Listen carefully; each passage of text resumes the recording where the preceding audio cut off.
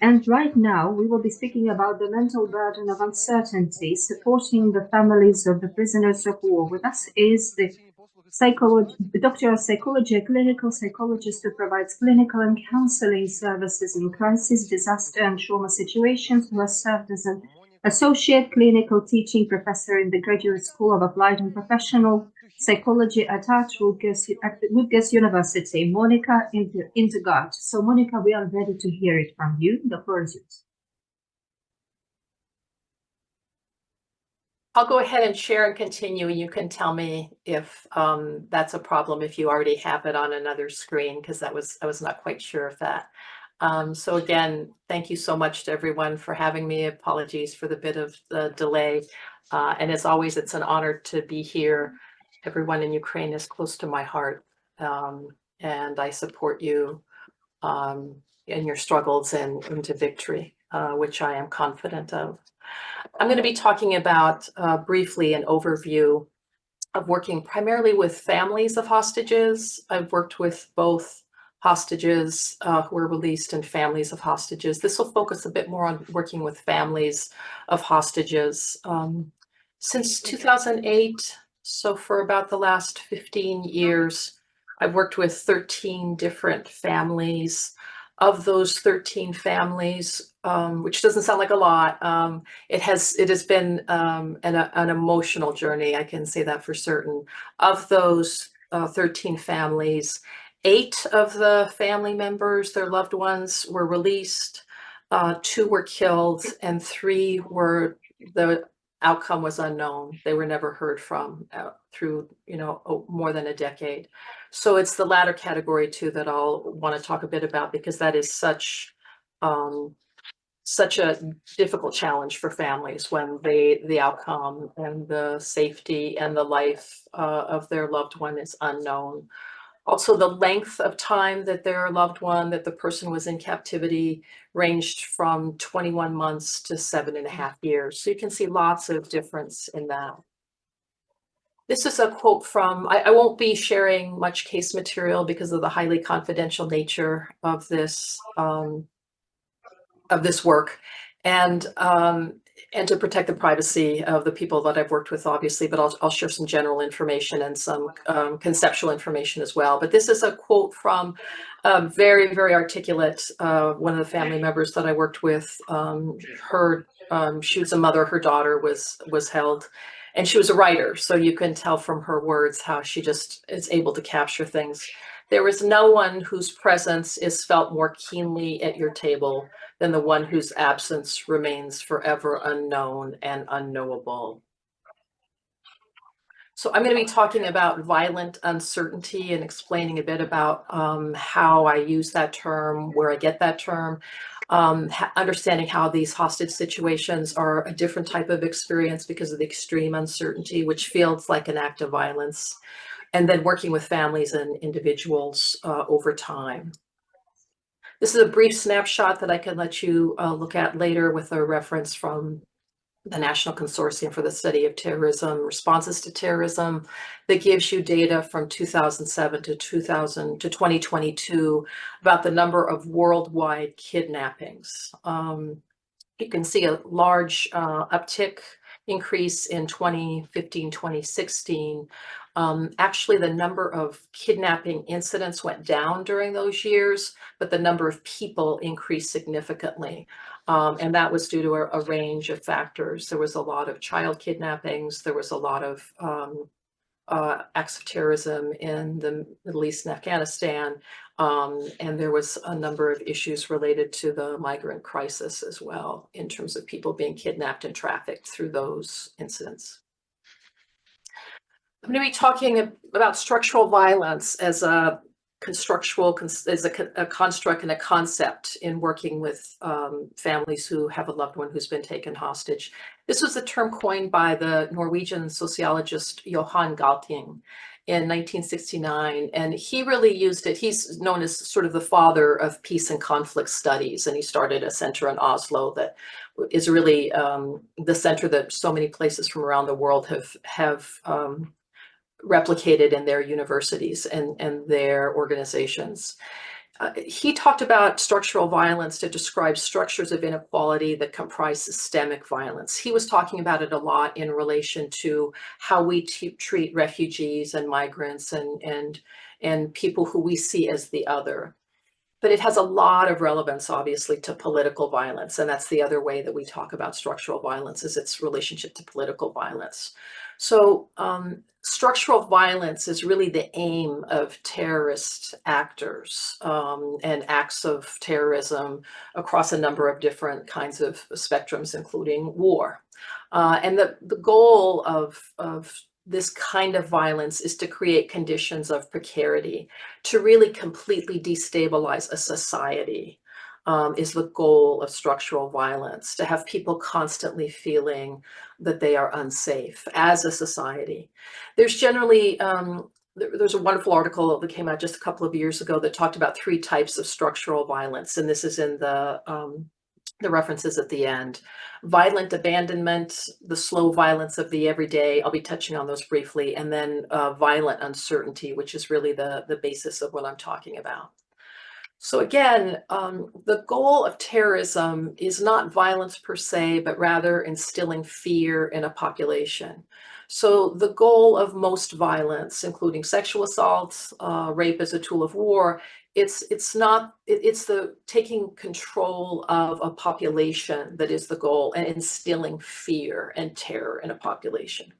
So the taking of hostages creates maximum conditions of uncertainty, loss of control, and systemic fear, systemic fear. And in this climate of fear and uncertainty, terrorist actors and groups can undermine the faith and trust that individuals have in their institutions and in their society and in their government and in their communities. So over time, that trust is really eroded through these actions.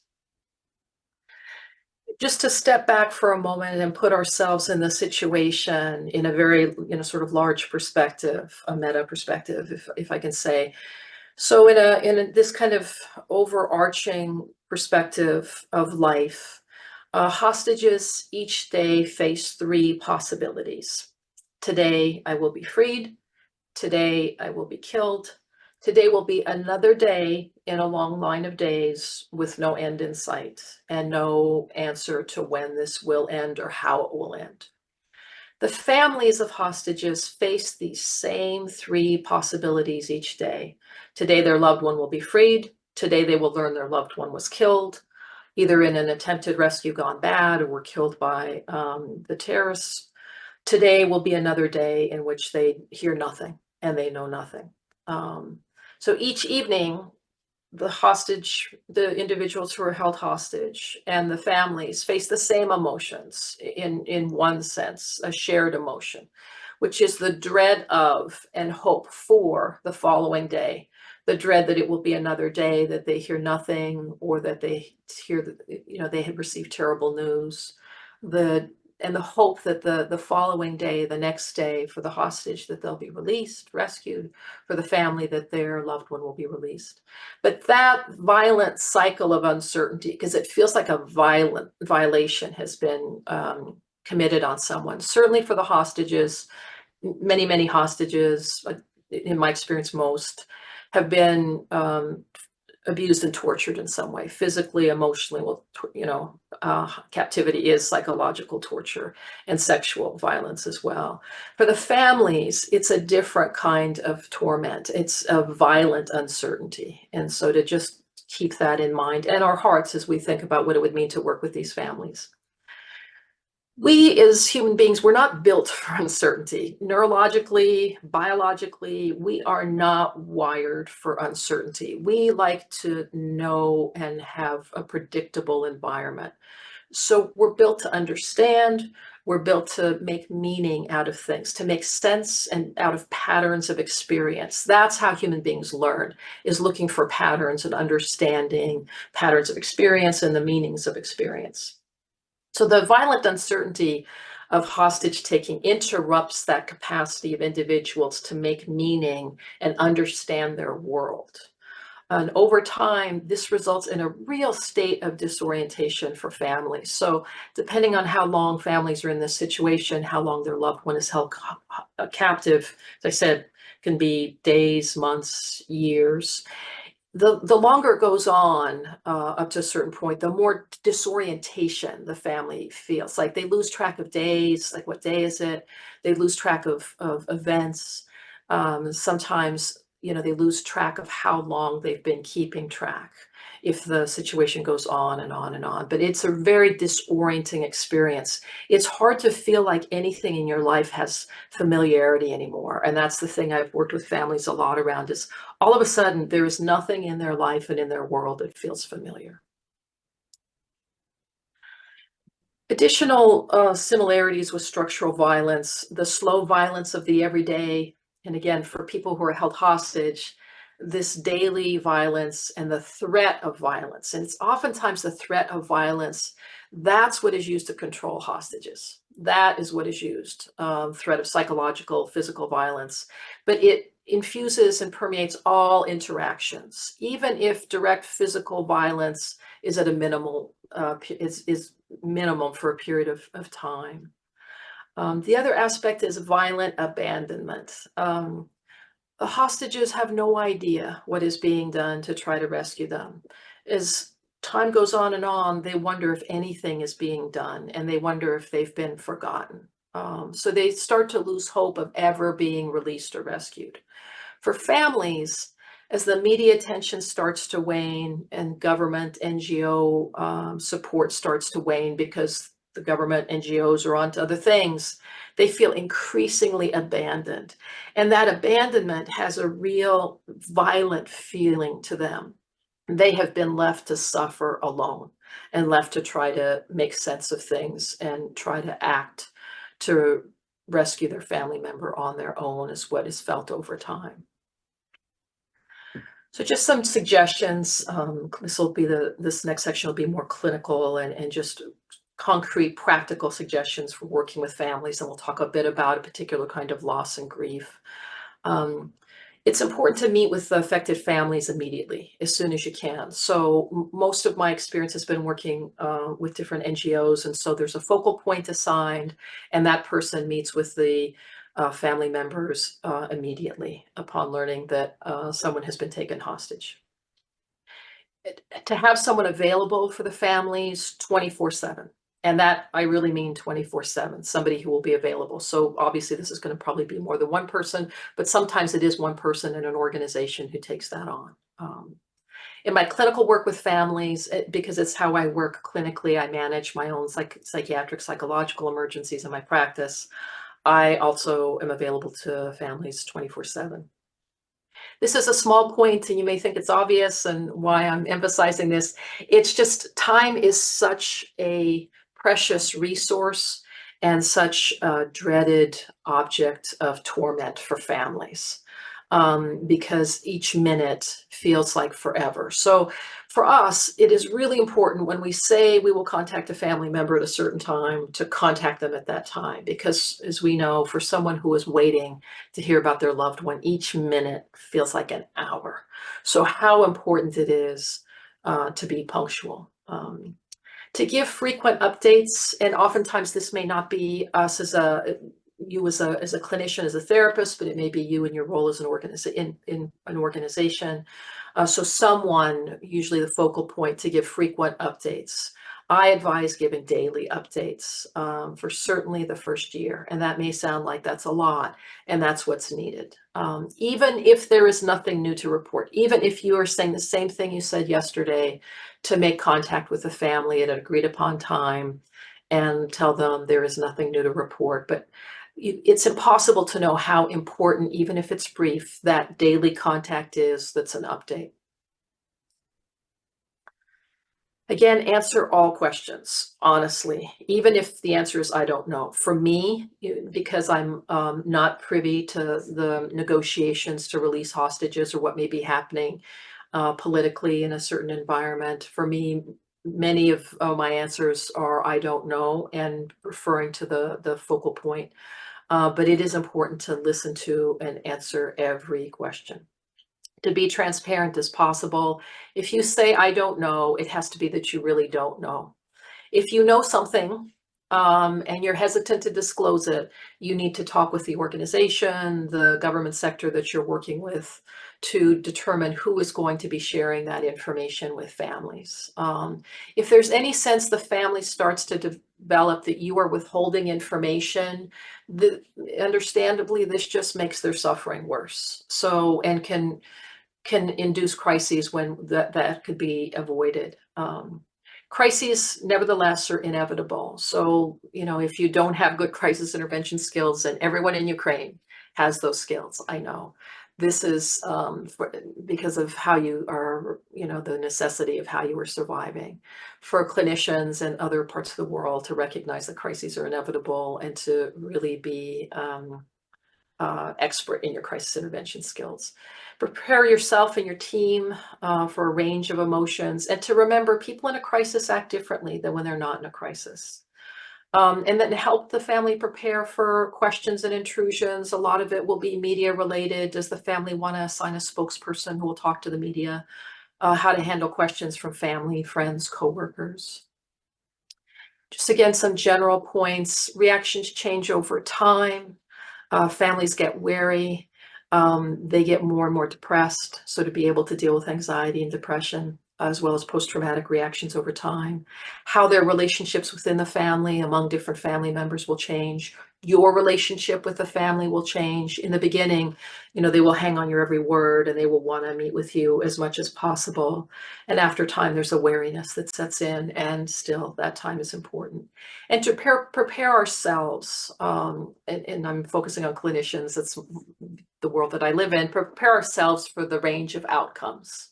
I have to say, when I first started doing this, I don't think I was fully prepared emotionally. So to be able to do that. Ambiguous loss is a concept that was developed by a family therapist, family psychologist, Dr. Pauline Boss, that is uniquely relevant to our work with families of hostages. It reflects a profound uncertainty, a lack of definition, a lack of definitive pronouncement, the pervasive sense that someone is missing, and that this state of emptiness and loss and uncertainty will go on forever. It does not have an end. So there's two types of ambiguous loss, and I'll talk about each separately. The ones of physical absence and psychological presence. And this is what our families will be going through when they have a loved one taken hostage. So you can see so many of these are war, missing persons, hostage taking, kidnapping. So but there's other types too, but I'm focusing mainly on war and the hostage taking, kidnapping, where the person is physically absent, but psychologically so present. To go back to that quote I had in the beginning, they are at the dinner table. They are at morning coffee. They are with you on your walks. They are with you as you drive to work. Their psychological presence is constant. The physical presence, but psychological absence. These are some common characteristics, or common examples, not related to our situation with hostage taking. We'll talk about how this is relevant at a different phase with our families. Alzheimer's disease is often the example that's given, where the person is there physically with you, but psychologically absent. Severe trauma. And so to recognize that if a loved one is returned to their family, this is an example where they may be so dissociated that it's difficult for them to be fully present. Addictions, depression, prolonged coma. Some family members are released in very serious medical condition. And so there is psychological absence because of their serious medical condition as well. So in the phase that we're working with families of physical absence and psychological presence, to really identify how the physical absence of a person held in captivity amplifies and intensifies their psychological presence. They're never not with you, as one family member said to me. She's never not with me. She's always with me. Helping families plan for very practical things. And this is oftentimes the first year, which is so difficult: holidays, birthdays, other family events. Again, who will speak to the media? How long will that continue? Or will they not speak with the media? And then, the kind of milestone events, the first month someone is held in captivity, the first year, for a family to recognize it's been a decade or more. And then to continue to help and provide support in renegotiating relationships over time. The return of a loved one, of course, that's what our families are praying and waiting and hoping for, and we have been there in that journey with them. As you can imagine, it's highly complex and determined by some of these factors. The relationship the family member had before they were held captive, the circumstances of captivity, how publicized was that, if some of the details of what they suffered were widely known. And then one of the primary ones is the extent of physical, psychological, sexual torture that was involved, that the loved one had to endure. The relationship that the family member, the person held in captivity, the hostage developed with their captors. People do develop relationships, the Stockholm Syndrome, which I won't go into, but that is a real phenomena. And then the relative psychological health of the person who had been held in captivity and the family.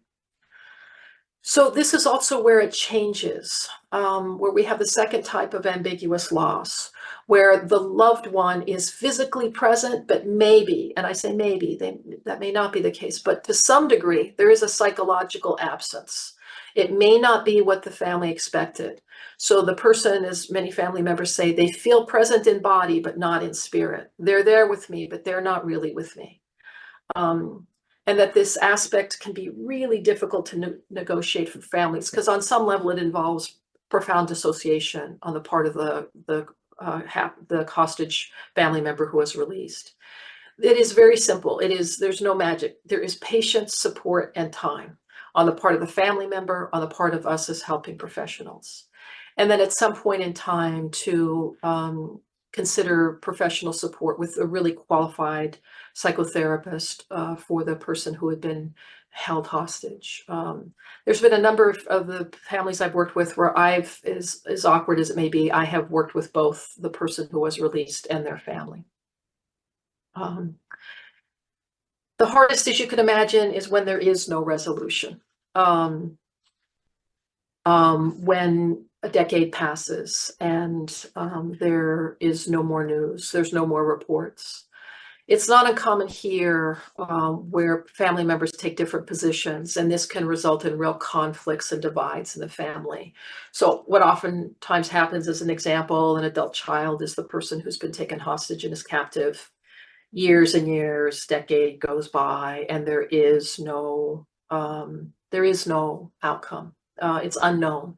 At some point, one member or some members of the family will decide that they are going, whether it's conscious or unconscious, they are going to continue fighting till their last breath, to believe their family member is alive, and to push until there is some word or the remains are uncovered. They're going to push till their last breath.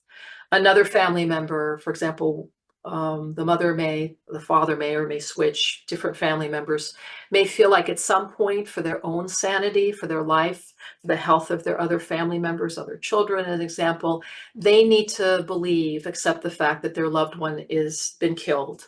They are not returning, and they need to mourn that loss and live their life knowing that loved one is never returning to them.